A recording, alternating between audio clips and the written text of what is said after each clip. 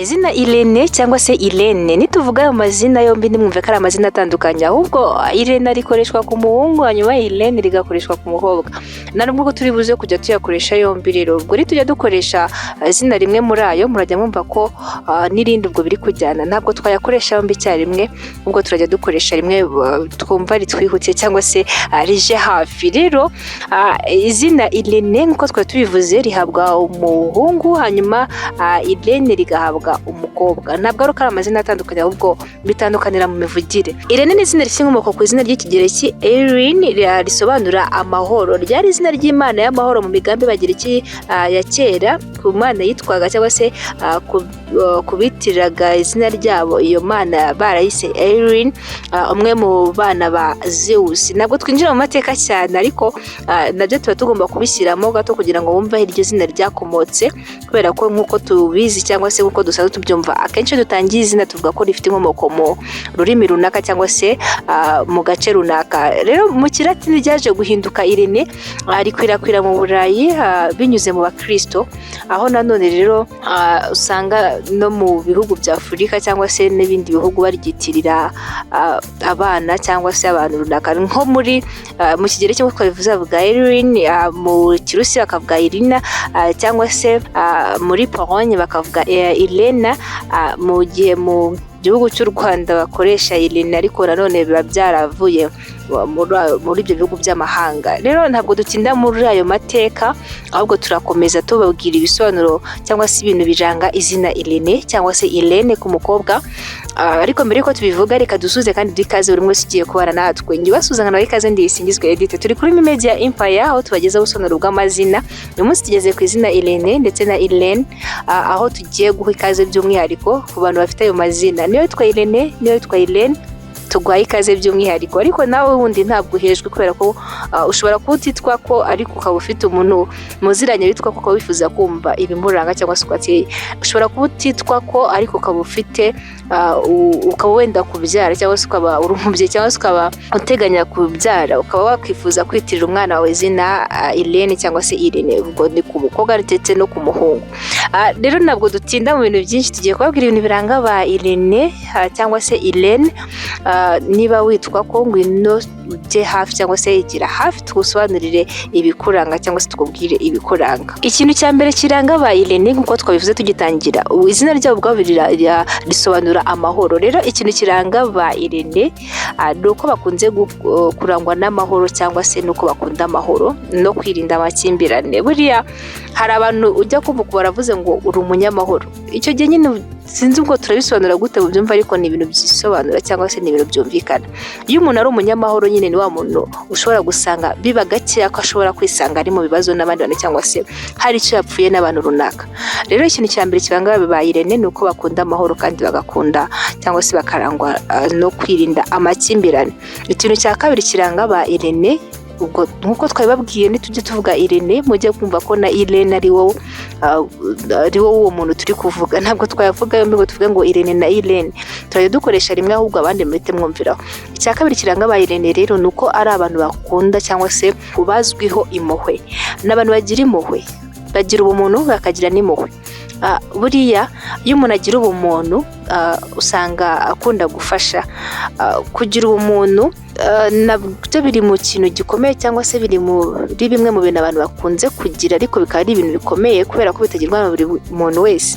Niba ugira impuhwe ukaba ugira ubumuntu, ushobora kunyura ku bantu ukabona barababaje udafite n'ubushobozi bwo kuba wabafasha, ariko ugakora igishoboka cyose kugira ngo ubashe gufasha aba bantu. Abo bantu rero babagira impuhwe, babagira ubumuntu. Ariko nanone hari n'abandi usanga bateye kwabo, usanga nyine ageze ku muntu afite ikibazo, afite n'ubwo bushobozi bwo kumufasha ariko akaba atanatekereza kumufasha na gato, akaba yakikomereza. Rero Irene ntabwo ari uko ateye, we agira impuhwe akagira n'ubumuntu, bikaba biri bimwe mu bintu byiza bimuranga. Icya gatatu kiranga ba Irene nuko ari abantu bazi ubwenge kandi bakunda gutuza intekerezo zabo.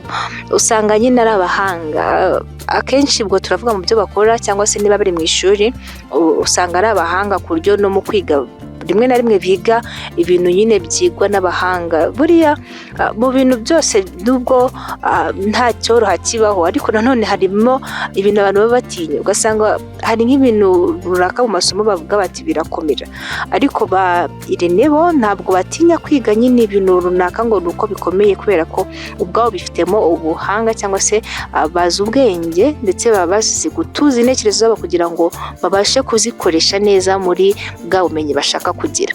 Ikindi kiranga ba Irene nuko ari abantu bafite ubushobozi bwo guhuza abantu no kubunga. Hari abantu nyine baba bafite gutyo, bakaba basanga abantu bafitanye amakimbirane, bakaba basanga abantu barashwanye cyangwa se bari gutongana mu buryo runaka bitewe n'ibyo bapfuye. Ba Irene rero bazi guhuza abo bantu, bazi kubunga, bazi kongera kubasubiranya cyangwa se kubahuza bakaba basubira uko bari bameze. Ntabwo rero iyo mana ari ya buri wese, ariko ba Irene nuko bateye, bazi guhuza abantu cyangwa se bazi kunga abantu. Ikindi kiranga ba Irene nuko bagira umutima woroshye. Umuntu afite umutima woroshye ashobora kubabara vuba cyangwa se byihuse. Ntabwo ari kubabara gusa, ahubwo nyine ikintu cyose kimugezeho gishobora kumugiraho ingaruka byoroshye cyangwa se kumuhindura mu buryo bworoshye. Rero ba Irene bagira umutima woroshye ku buryo bishobora kubabera imbogamizi mu mibereho yabo ya buri munsi, kubera ko nyine bashobora kubangamirwa cyangwa se no gukomeretswa n'utuntu tworoheje. Ikindi kiranga ba Irene nuko ari abantu barangwa n'urukundo. Ubwo turavuga muri sayidi yo gukunda, usanga ba Irene bakunda cyane nyine niba yemeje kubana n'umuntu cyangwa se niba yemeje gukunda umuntu nyine akamukunda byanyabyo cyangwa se bimuvuyemo atari byari guhendahenda. Ba Irene rero ibyo ngibyo twavuga ko ari nka bimwe mu bintu byinshi bigaragaraho ariko kuri sayidi nziza cyangwa se ku gice cy'ibyiza. Ariko nanone ntabwo twabura kugaruka ku bintu bishobora kuba imbogamizi cyangwa se bishobora kuba inenge kuri bo.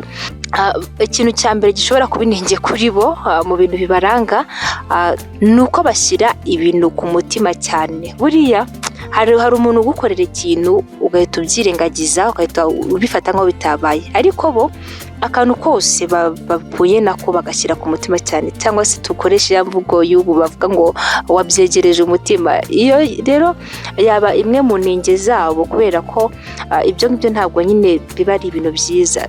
Nyine bashyira ibintu ku mutima, bishobora kubaviramo kubabara cyangwa se kubabazwa n'amagambo y'abantu mu buryo bworoshye, cyangwa se bakaba bakikururira ibibazo by'abandi bantu. Urumva ukaba wakikorera imitwaro y'abandi kandi atari ngombwa ko uyikorera. Ubwo turavuga kuba wakumva ibibazo by'abantu runaka ukumva birakubaje kandi bitari ngombwa ko bikubabaza.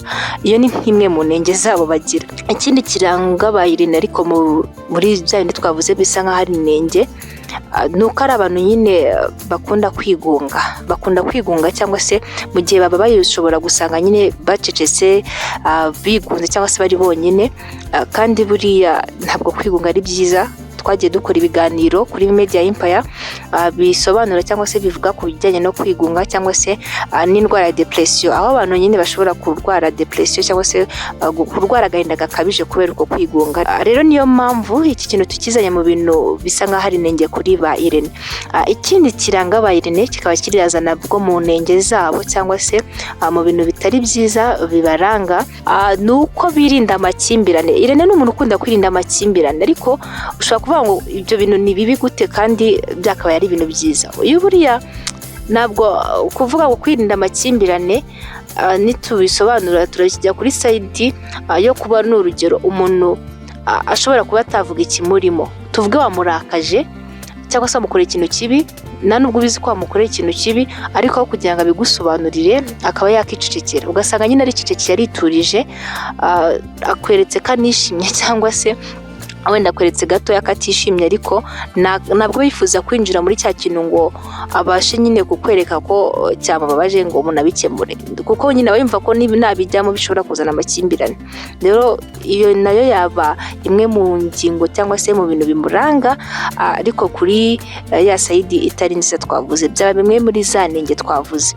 Hari byinshi rero twavuze twakomojeho kuri ba Irene, ariko ntabwo nk'uko twabibabwiye, ntabwo abantu bose usanga babihuriraho 100%, ariko akenshi 80% cyangwa se kuzamura uba usanga bya bintu twavuze bikuranga cyangwa se ubyifitemo. Niba witwa Irene genda witekerezeho nyuma y'uko umaze kumva ubusobanuro bw'izina ryawe, hanyuma uraza kutubwira cyangwa se uzatubwira niba koko bya bintu twavuzeho hari byo bikuranga. Niba utitwa ko ariko ukaba wumvisha iri zina rigushimishije, ukaba wumva waryitirira umwana wawe, cyangwa se ukaba wari ufite inshuti yitwa ko ariko utazi uko iteye nuko nguko iteye. Rero ikindi twagiye tugarukaho nyuma y'uko dusobanura izina ni ukubabwira ko iyo hari ikintu kibi twakuvuzeho cyangwa se hari nimwe mu nenge twakubwiye ushobora kwisangaho cyangwa abantu bakuziho, biba bishoboka ko wabihindura. Urugero niyo twavuze ngo wanga amakimbirane, kuko kwanga amakimbirane rero ukaba utakunda kuvuga igihe ugize ikibazo cyangwa se ugiranye ikibazo n'abantu, ntabwo ibyo bintu biba ari byiza.